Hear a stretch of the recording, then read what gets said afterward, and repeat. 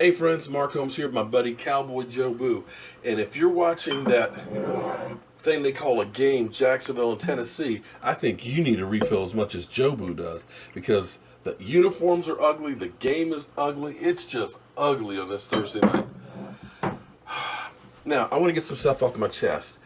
I'm about sick and tired of hearing about Dak Prescott and the good old dink and dunk is all he has to do with the Dallas Cowboys, because nothing could be further from the truth. But before I get there, I want to give a shout out to Rudy from 24/7 Dallas Cowboys. Now, there's an Eagle fan. Well, I've got lots of Eagle fans that comment, and I appreciate all you guys comment. But there's one named Vinny who's been talking a whole lot of trash and called me a stupid old ass. And it's true. I am 51 years old. I mean, I was born the first year of the Super Bowl. You know, in that time, I remember seeing Roger Staubach and the Dallas Cowboys win their first Super Bowl against Miami. I mean, I remember the Pittsburgh Steelers ripping our hearts out, you know, winning two of their Super Bowls against the Dallas Cowboys and their other two Super Bowls in their dynasty. You know, I remember the good old Raiders with Lester Hayes and Mike Haynes, you know, Lyle Alzado and Howie Long. You know, I remember the Redskins with the Over the Hill Gang and the Fun Bunch and Doug Williams getting his knee bent over backwards down 10-0 against Denver and coming back and having the most incredible second quarter of anybody in a Super Bowl history to win that game. You know, and I even remember the doormats in the NFL, you know, teams that always lost, you know, Tampa Bay, Seattle, seeing New Orleans, the Rams, all these teams go to the Super Bowl and win their first one. But since I am so old, my memory is beginning to fail me, and I can't seem to remember and recall some of the great Super Bowl victories that the Eagles have had. So maybe you Eagles fans could help fill me in and remind me, since I am old and feeble, those great Super Bowl wins that you guys had. So, you know, that way we can discuss them. But anyway, back onto the whole dink and dunk offense thing. You're hearing that from NFL Network, you know, Max Ketterman and stuff, and ESPN, and even you Eagle fans that think that all you have to do is for Dak Prescott is just show up. And it's funny because it seems like with Dak Prescott, everybody doubts him along the way. You know, he went to Mississippi State, not a football power by any stretch of the imagination in the SEC, and he won there. He had Mississippi State actually ranked number one, something that never happened with them before. In his 3 years of starting, he had 71 touchdown passes, 40 rushes. But each year, he did more and more passing and less running, and progressed and got better every single year. And everywhere he has been, once he's taken over that starting role, he's never relinquished it. So, when he started playing well in training camp, you know, they said, oh, it's just training camp, no big deal. You know, he's third string quarterback. All right. When Tony Romo went down, and he had to actually play in preseason and played damn near perfect football. Of course, the narrative was, well, it's preseason. Defenses aren't game planning against him. Okay, all right, fine.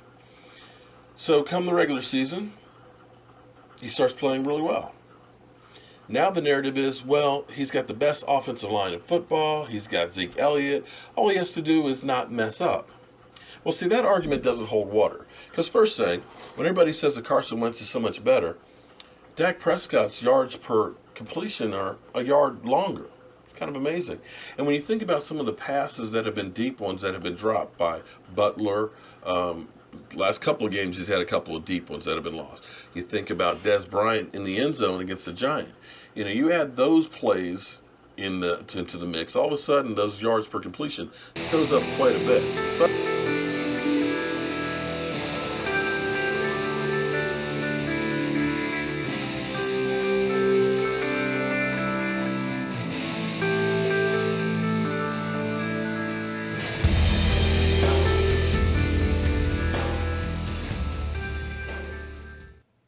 I'll give you that.